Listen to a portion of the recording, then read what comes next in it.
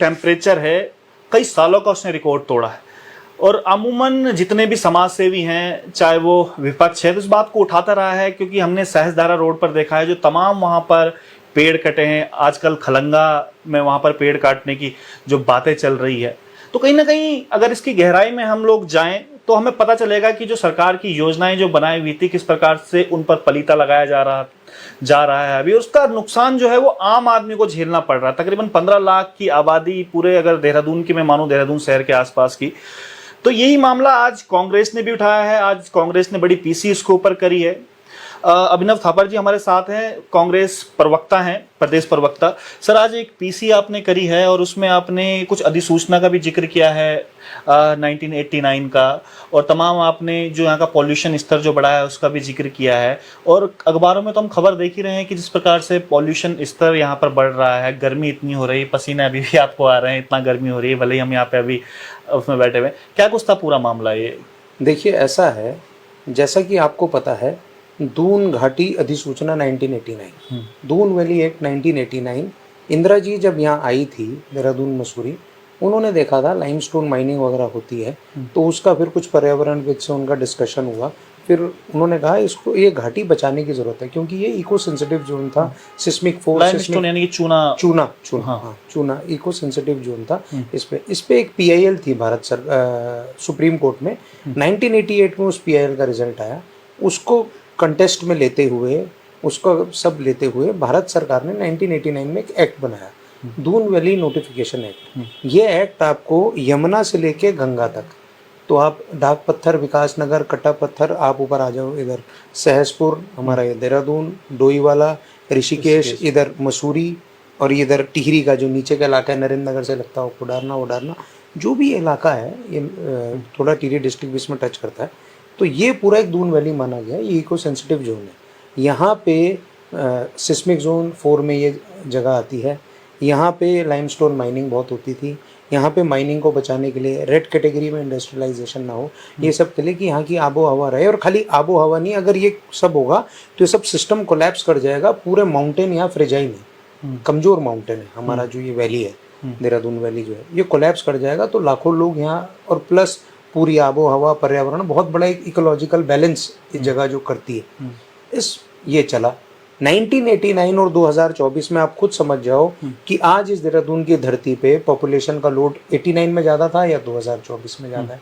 अब AQI उस समय खराब था, उसके कि AQI ठीक होगा। एयर क्वालिटी इंडेक्स एक मापदंड है जिससे हम पोल्यूशन को, पर्यावरण को नापते हैं। वो AQI को ठीक करने के लिए उन्होंने 1989 में एक्ट लगाया। आज AQI भारत सरकार की रिपोर्ट ये कहती है, मैं नहीं कह रहा हूँ, भारत सरकार की रिपोर्ट, ये जो MOEF के द्वारा कराया गया सर्वे है, देहरादून पूरे देश के 10 सबसे पॉल्यूटेड शहर में से है।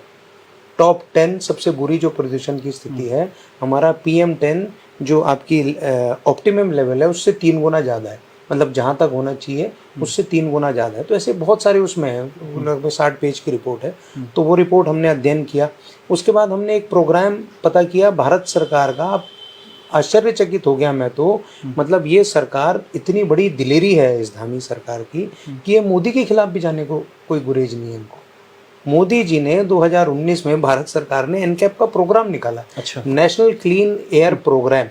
नेशनल क्लीन एयर प्रोग्राम ये प्रोग्राम है जो पूरे देश में 131 सिटीज का चयन हुआ, based on their air quality index, based on their pollution, based on the scenario, मतलब कैसे वहाँ की परिस्थितियाँ हैं उस पे। ये 2019 में एक प्रोग्राम हुआ, 131 शहरों का चयन हुआ, 10,422 करोड़ रुपए खर्चा किए गए इन शहरों की हालत सुधारने के लिए। जैसे आप कह रहे हैं ना, गर्मी है, तो कैसे यहाँ का एयर पोल्यूशन कम हो, कैसे चीजें रहने लायक हो। तो उसमें उत्तराखंड के 3 शहर है, देहरादून, ऋषिकेश, काशीपुर। आश्चर्यजनक रूप से इस दून वैली में वो दोनों शहर पूरे आते हैं, देहरादून और ऋषिकेश। देहरादून नगर निगम और ऋषिकेश नगर निगम का पूर्ण क्षेत्र इस दून वैली घाटी के अंदर आता है।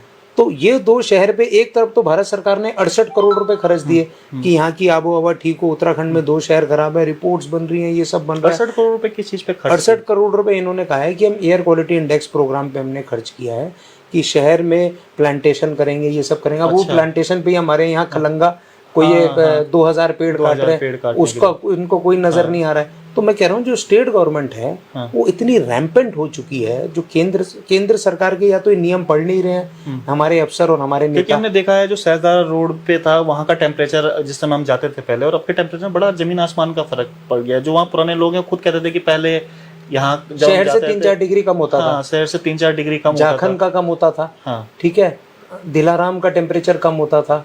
आप और ऊपर चले जाओ तो राजपुर बाजपुर का तो 5 डिग्री टेम्परेचर कम होता था, जहाँ से आप मसूरी के लिए मुड़ते हैं वहाँ तो 4.5-5 डिग्री का टेम्परेचर का फर्क होता था। और जिस देहरादून में जब हम स्कूल में पढ़ते थे ऐसी इतने पसीने वाली गर्मी कभी नहीं आई। हाँ स्कूल टाइम में बहुत बढ़िया यहाँ पे प्लेजेंट वेदर होता था देहरादून वैली, इसलिए लोग कहते थे यूपी के बड़े बड़े अफसर बड़े बड़े लोग यहाँ पे इसको रिटायरमेंट एरिया बना रखा था, लोगों ने अपने घर बनाए, वसंत विहार में बनाए, राजपुर रोड में बनाए, अलग अलग जगह बनाए। तो हम तो छोटे से हमने जो देहरादून देखा है वो पिछले 22-23 साल में हमारी पॉपुलेशन आई। टिहरी डैम बना तो कुछ टिहरी के लोग यहाँ विस्थापित हुए इस घाटी में, तो वो सब भी है, पॉपुलेशन का लोड तो है, पर हमने इस पर कितना अत्याचार किया वो हम देखो। आज सरकार ने इसको पूरा किल कर दिया और आप हैरान होंगे, ये देवभूमि है, ऋषिकेश पौराणिक शहर है हमारा, माँ गंगा वहाँ से जाती है। मोदी जी कहते हैं मुझे माँ गंगा ने गोद ले लिया, मोदी जी कहते हैं। उस माँ गंगा की छाती पे स्लॉटर हाउस बनाएंगे। ये जो चिट्ठी लिखते हैं ये भारत सरकार को ये लेटर लिखते हैं 4 जुलाई 2023 को, ये भारत सरकार का लेटर है, मैं आपके दर्शकों को दिखा दूं। स्लॉटर हाउस में be classified as red category which is to be made permissible in Doon valley, ये लिखते हैं। स्लॉटर हाउस जिनको नहीं पता, कसाई खाना, बूचड़ खाना जिसको कहते हैं, जानवरों को मारने का घर, वो ऋषिकेश, देहरादून, विकास नगर, सहसपुर में बनाना चाहते हैं स्लॉटर हाउस। ये क्रैशर करना चाहते हैं यहाँ पे, जो यहाँ पे बहन है, ये माइनिंग करना चाहते हैं, ये बड़े बड़े हाउसिंग प्रोजेक्ट्स लाना चाहते हैं। अच्छा, जो इन्होंने बनाया हुआ था अधिसूचना 1989 की, उसको आपने बताया कि खत्म करने का बिल्कुल खत्म कर उसको दिया निष्क्रिय कर दिया। उसमें ऐसा था उस अधिसूचना में आपको कोई भी काम करना है तो आपको भारत सरकार से परमिशन लेनी होगी, क्योंकि स्टेट गवर्नमेंट के पास इतने आप सिस्टम कहो या इतना मैकेनिज्म नहीं होता कि वो उस लेवल तक जाके देख सके कि आपकी इकोलॉजी का जो रिपरकशन है वो कैसे पड़ेगा। जैसे मानो अगर आज दून वैली कोलैप्स कर जाती है तो खाली देहरादून के लोगों का नुकसान थोड़ी होगा, यहाँ से लेके और कश्मीर तक और आप जो है मणिपुर तक तबाही मच जाएगी। एक सिस्टम होता है ना। आज अगर हम कह रहे हैं मालदीव सबमर्ज होने वाला है, सेव वाटर, या वहाँ पे ग्लोबल वार्मिंग की वजह से कि मालदीव्स जो है सिंकिंग हो रहा है जैसे विदेश में है, तो आज अगर मालदीव्स डूब जाएगा तो थोड़ी टिहरी बहुत खुश रहेगा। प्रॉब्लम तो ग्लोबल वार्मिंग की है ना ये, तो जैसे हम बात करते हैं तो उसलिए वो भारत सरकार जानी थी कोई भी रिपोर्ट, तो भारत सरकार की एनवायरनमेंट इम्पैक्ट असेसमेंट कमेटी है वो अपने लेवल पे करेगी।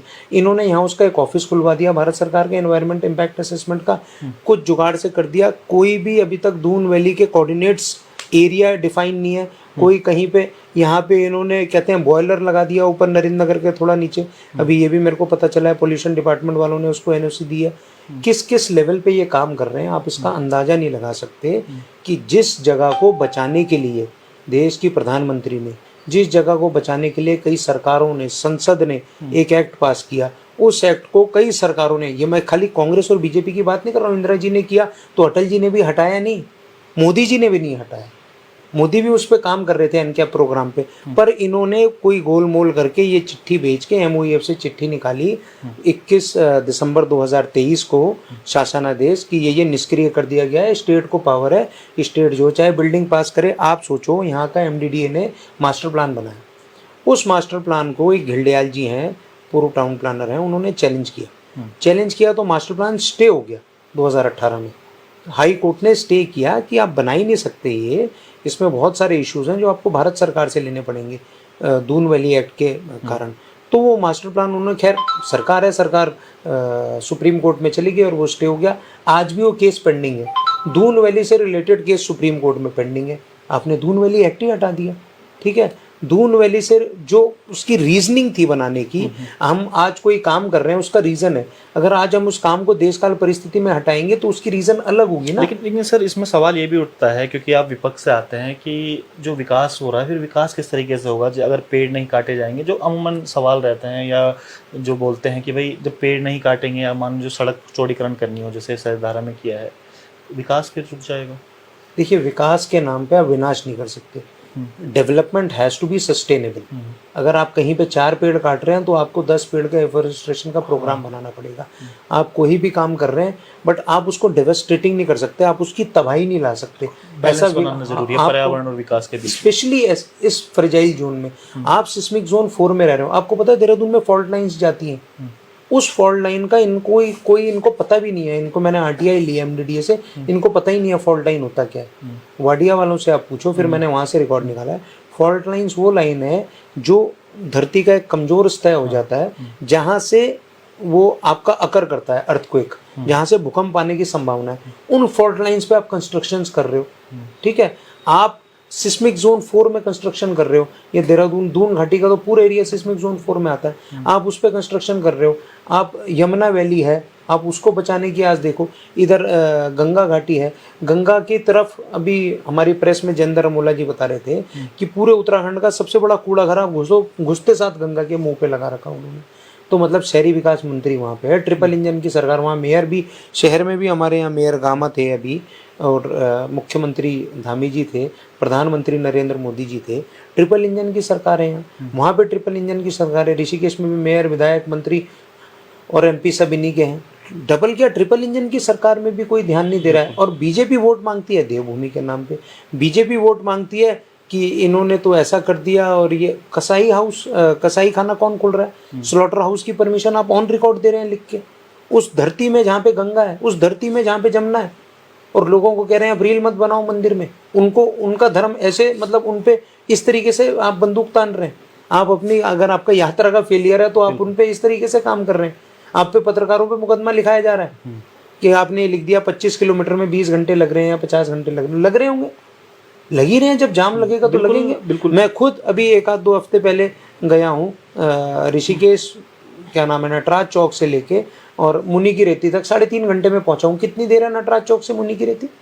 मैं खुद उस दिन मैं खुद ही ड्राइव कर रहा था, 3.5 घंटे में। अभी क्या चल रहा है इस मामले में? अभी आपने कुछ सेंटर में कुछ चिट्ठी वगैरह लिखी है? मैंने इसमें मोदी जी को लेटर लिखा है, प्रधानमंत्री कार्यालय इस पे एक्टिव हुआ है, मेरे से लेटर लिख के और फैक्ट्स मांगे गए हैं। मैंने वो फैक्ट्स उनको जमा किए हैं। 1988 का सुप्रीम कोर्ट का ऑर्डर दिया है, एनकैप प्रोग्राम की डिटेल्स बताई हैं, देहरादून ऋषिकेश की मैंने कोऑर्डिनेट्स बताए हैं। देहरादून ऋषिकेश का जो एरिया इन्होंने एनकैप प्रोग्राम में ले रखा है वो पूरा ही दून वैली का पार्ट है, ये बताया है। उसके बाद प्रधानमंत्री कार्यालय ने MOEF को इस पर लिखा है।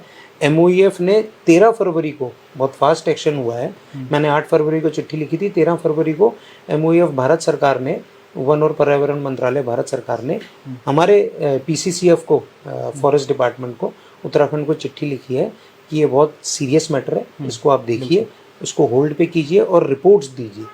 अभी तक कोई रिपोर्ट जमा नहीं हुई है। अभी मैंने RTI वगैरह भी लगाई, रिपोर्ट की कॉपी मांगे, कोई रिपोर्ट नहीं है। ये सब लगे, आप देखिए फॉरेस्ट फायर हुआ, ठीक है, फॉरेस्ट फायर हुआ, इनका एक्शन, इनका एक्टिविटी क्या थी? जीरो।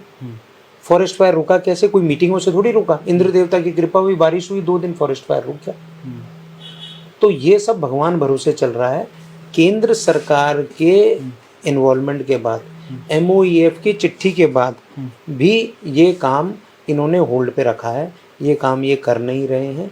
इसका मतलब राज्य सरकार या तो किसी प्रेशर में ये काम कर रही है, किसी व्यक्ति विशेष के, या किसी लालच में ये काम कर रही है कि देहरादून घाटी के 15 लाख लोग जो इस घाटी के आसपास के रहते हैं, उनकी जान माल को तो छोड़ो, पर्यावरण को तो छोड़ो, ये जो इनके आका हैं नरेंद्र मोदी जी, उनके के भी खिलाफ जाने को ये काम कर रहे हैं। बिल्कुल। तो इस काम को मैं जानने के लिए हमने ये प्रेस कॉन्फ्रेंस करी, आप लोगों के थ्रू अवेयर किया कि पब्लिक को पता चले। और हमारा अगला स्टेप होगा, हम जन जागरण करेंगे, हम सड़कों पे निकलेंगे, हम न्यायालय तक जाएंगे और इस दून घाटी को जो नष्ट करने का, जो निष्क्रिय करने का ये जो शासन आदेश है, इसको वापस लेने की कार्रवाई हम करेंगे। चलिए, बहुत बहुत धन्यवाद। बड़ा सेंसिटिव मुद्दा आपने उठाया है और खाली ये भाजपा और कांग्रेस तक सीमित नहीं है, क्योंकि आम जन का, क्योंकि जो गर्मी भाजपा वालों को लगती होगी वो कांग्रेस वालों को भी लगती है। लेकिन बड़ा सेंसिटिव मुद्दा है, जो उन्होंने पूरा याचन जो निकाले हैं, जो पूरे नियम, दून घाटी के जो नियम पहले बने हुए थे, उसको किस प्रकार से निष्क्रिय किया जा रहा है, तमाम ये बातें हमें भी सोचनी है, क्योंकि ये दिख भी रहा है। अमूमन जो अब मैंने शुरुआत में जिक्र किया था कि अखबारों में भी खबरें हैं कि कई सालों का रिकॉर्ड गर्मी ने तोड़ा है, तो शायद यही कारण है, जो अधिनियम बनाए हुए थे उनका पालन नहीं हो पा रहा है, जिस प्रकार से पेड़ काटे जा रहे हैं। आपका क्या कुछ कहना है कमेंट बॉक्स में जरूर लिखिएगा और बहुत बहुत धन्यवाद आपका।